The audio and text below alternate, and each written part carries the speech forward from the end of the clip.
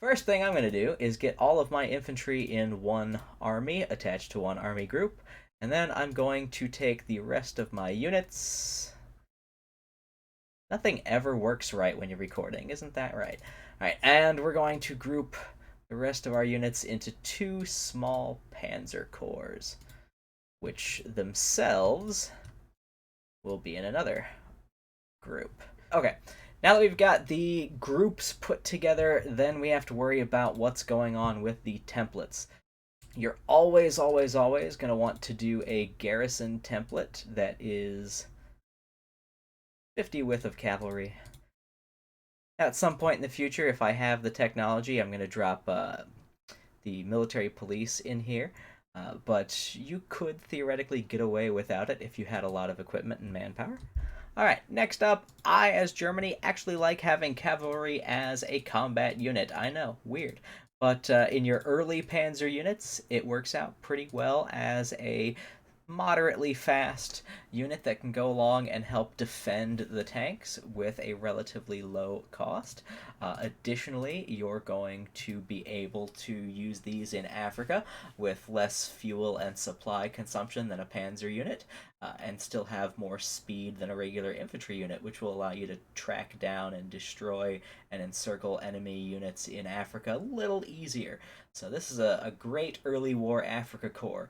All cavalry except for one motorized artillery to help with the breakthrough and the soft attack, and those armored recon company. I know that those are kind of nerfed a little bit compared to what they used to be, but in my opinion, especially early war, still might be worth having to have a little bit of effect. Now, for the special forces, I prefer Marines. Don't have those in 1936 as Germany, though, but if I did, it would pretty much just look like the cavalry. Armored recon, defensive ability with the engineers. Also, the engineers give you some movement bonuses that help out a lot with the movement bonuses you're already going to have, especially if you've got Marines in there. So that would be your special forces template. As the war goes on, you could always add to this, make it a little bit larger. I find that 21 with combat units tend to bleed hit points pretty bad once you get past 1941. Alright, I never use the motorized infantry. I find that that's just something that is a waste of vehicles, the trucks you're going to need for supplies. The panzer divisions, on the other hand, you're definitely going to be using those at various times, and they're probably not always going to look like this. That's another topic for another day, is the evolution of the panzer division. But early war in 1936, the biggest problem you have with this division, the organization is terrible. It's not going to stay in combat very long unless you boost that up. And by getting rid of those motorized infantry divisions that Germany has, you're going to free up some extra trucks. By getting rid of the truck recon and putting in some tanks, you're going to free up some more trucks, and that will give you the ability to fully staff this panzer division. Eventually, you're going to want to transition over to mech, and eventually you're going to want some better, heavier armor in here too. But for early war, these are pretty good numbers with your breakthrough, and oh, let's get rid of that. Your organization is not too bad for a tank unit, especially when you consider some of the units that France and England start with. For infantry, there are several different types of infantry divisions you're going to want to put together. I find that for the later game, 27, 33, and 40, 42, 44, those are pretty good combat widths that pack a pretty good punch. But some of those heavier units are hard to supply, especially in the more remote areas. So early in the war, when you're dealing with a lack of infrastructure, you want to try to stay away from the 40s. Even the 33s are hard in certain places, but your major top tier infantry division, you're definitely going to want to try and get that to be a high hit point there, because they're going to be in combat a lot. 33 seems to be the best place that I have found for these guys to be. And I know this combat width is a very hotly debated topic. Everybody has their different meta that they like to use, and I don't care. I really don't care. You use the infantry you want to use, but this is just what I tend to find works when I use them. It's not the only thing to do. I know my dad kind of likes the 27s a lot. Um, but 33 works out pretty well for me. The downside is your organization is going to be a little low with these three artilleries here, but you're going to get a lot of that back in the doctrine tree later on. Also, at some point when you upgrade this, you can remove some of these artilleries as you add things like mechanized and armored. For your more reserve division, you're going to essentially just take away the artillery. We're at 31. Uh-oh. How do we fix that? Go to 33. All right, so you're still at about 33 by doing this, or what I actually think is a better thing to do since it's more of a reserve quality division, this is where that 27 kind of comes in handy. So if you remove these, you can get to 27, and that's where my dad likes to go with this. So it's weird. We're a family that plays HOI. Husband, wife, dad, we're all in on this. Next up is something that Germany has a special name for. It is your light infantry division. Your Germans are going to call those the Jaeger divisions. And this is something that over time you're going to want to phase out because if you notice that hit point number just keeps dropping and dropping. And they are far less effective in combat later on in the game. And I don't know. A lot of people swear by this whole 2021 with thing, even here with the no step back expansion. It's not something I want to take into the Soviet wilderness or the invasion of America in the 1940s. It's just not going to work against those heavier, harder divisions with high degrees of firepower. I'm going to take a lot of casualties. And one thing Germany doesn't have a lot of to waste: manpower. Definitely don't want to waste your manpower. The last unit you're gonna want for Germany is something to kind of hold your ports and your coastline. You're going to be the subject of a lot of potential naval invasions, a lot of coastline in France, Spain, West Africa, Norway. Even Germany itself has an invadable coastline. And if you're going to do something like the early Dutch invasion, you're going to have territories in the Pacific and the Americas as early as 1937 that might need a little garrison. High organization, low hit points. It's going to stay in combat for a while, but it's going to get beat to hell while it's there. They are human speed bumps, meat shields. They are only existing to allow you time to get other combat units into the fight. You don't want this to be the only type of unit you have on your defense. You don't want to have to counterattack an enemy invasion with this unit, or you're going to waste, again, a lot of manpower, a lot of equipment.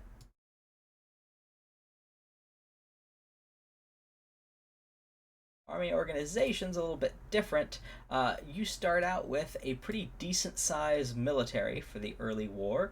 You're going to want to take your infantry, put them in an army that has its own army group, and depending on what your first objective is going to be is going to depend on where you're going to put your front line. I'm going to put it here because we're going to. I'm also shooting my early Dutch invasion video right now, so we might as well put that right there. 3 panzer units, which are going to be in their own army with an army group leader, and the 3 additional units. Now, we want to convert those into panzers and make them an army.